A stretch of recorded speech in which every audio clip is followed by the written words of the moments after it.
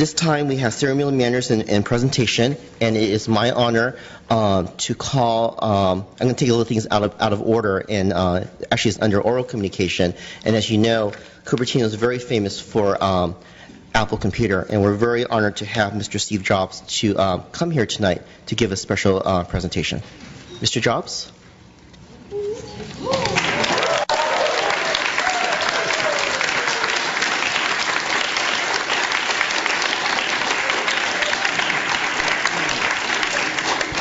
Welcome, Mr. Jobs. It looks like you have a fan club here. Thanks, yeah. Thank you.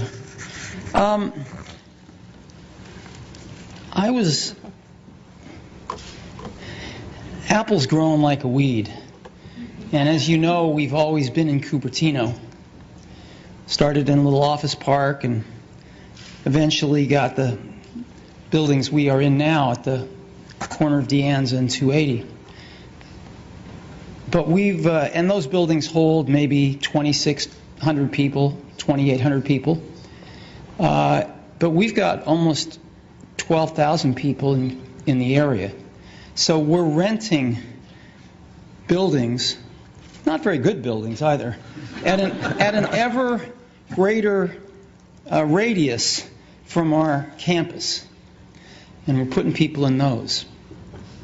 And it's clear that we need to build a new campus.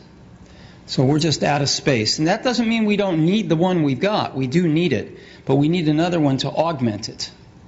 And so we've got a plan that lets us stay in Cupertino. And we went out and we bought some land. And this land is kind of special to me. When I was 13, I think, I called up Hewlett and Packard were my idols. And I called up Bill Hewlett because he lived in Palo Alto and there were no unlisted numbers in the phone book, which gives you a clue to my age. And he picked up the phone and I talked to him and I asked him if he'd give me some spare parts for something I was building called a frequency counter.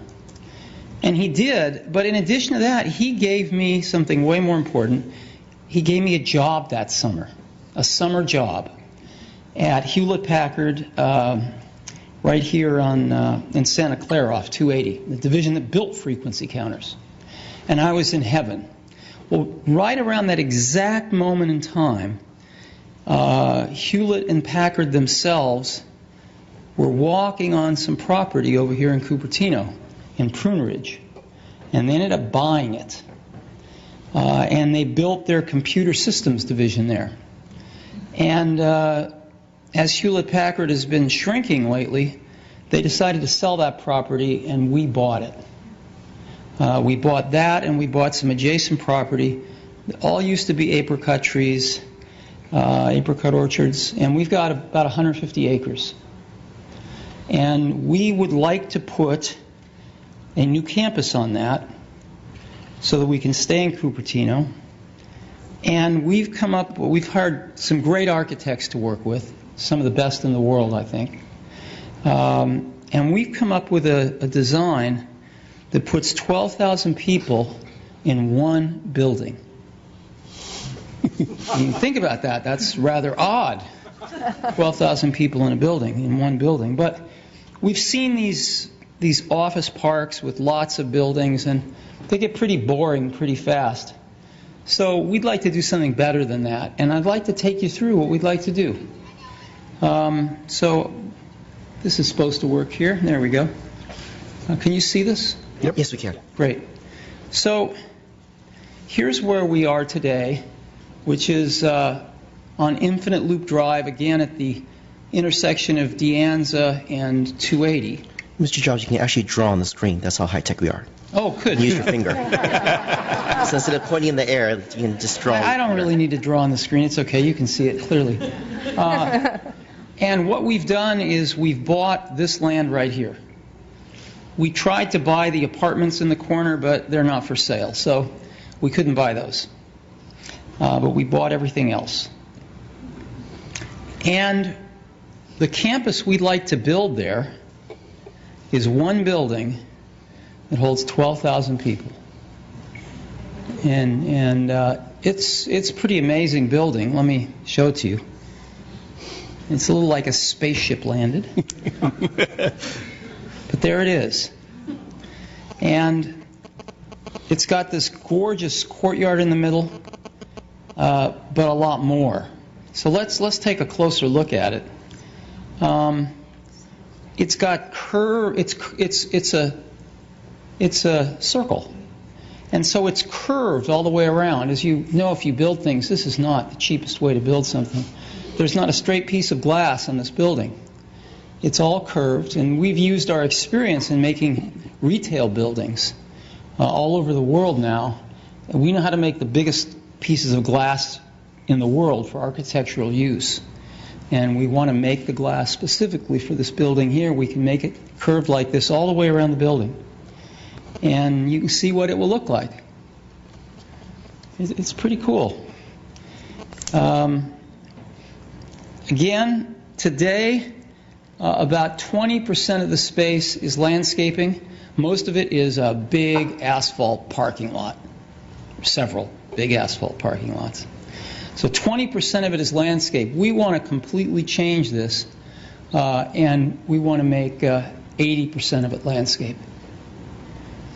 And the way we're going to do this is we're going to put most of the parking underground, so that we can have 80% be landscaped. And you can see what we have in mind. I mean, there's nothing like this on the property now. It's pretty bad. Today there are 3,700 trees on the property. We'd like to just almost double that. We've hired one of the senior arborists from Stanford, actually, who's very good with indigenous trees around this area. So we'd like to plant a lot of trees, including some apricot orchards. And again, you can see what it might be like. And this is some of the infrastructure. The main building, we have parking underneath the main building, and that's not enough, unfortunately, and we have a parking structure here as well. The building's 4 stories high, as is the parking structure, so there's nothing high here at all. We want the whole place human scale.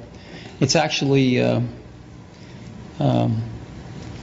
about the same as what we have in Cupertino right now.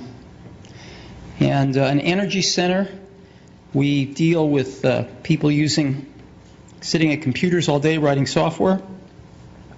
And if the power goes out on the grid, we get to send everybody home. So we have to have backup power to power the place in the event of brownouts and stuff. And I think what we're going to end up doing is making the energy center our primary source of power, because we can generate power with natural gas and other ways that can be cleaner and cheaper, and use the grid as our backup. And we think that makes more sense. We've got an auditorium because we put on presentations much like we did yesterday, but we have to go to San Francisco to do them. And a fitness center and some R&D facilities. These are just things that where we do testing, and we need some buildings to test in, and there's hardly any people in them.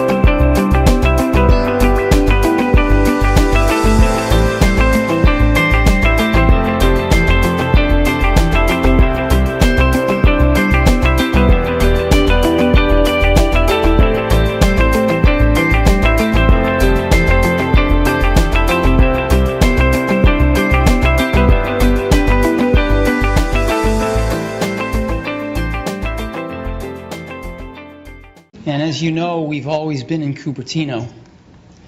Started in a little office park and eventually got the buildings we are in now at the corner of De Anza and 280.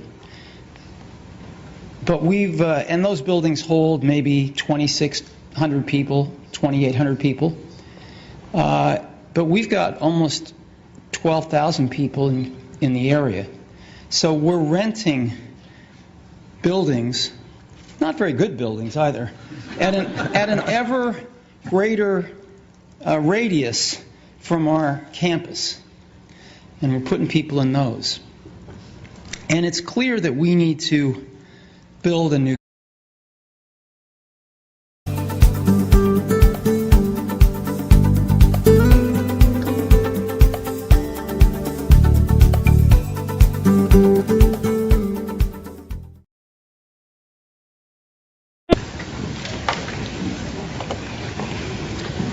At this time, we have ceremonial manners and presentation.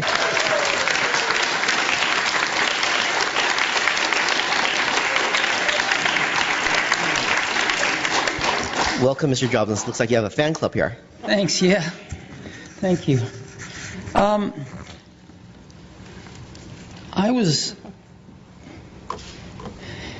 Apple's growing like a weed. And it is my honor to call, I'm going to take a little things out of order, and actually it's under oral communication. And as you know, Cupertino is very famous for Apple Computer, and we're very honored to have Mr. Steve Jobs to come here tonight to give a special presentation. Mr. Jobs?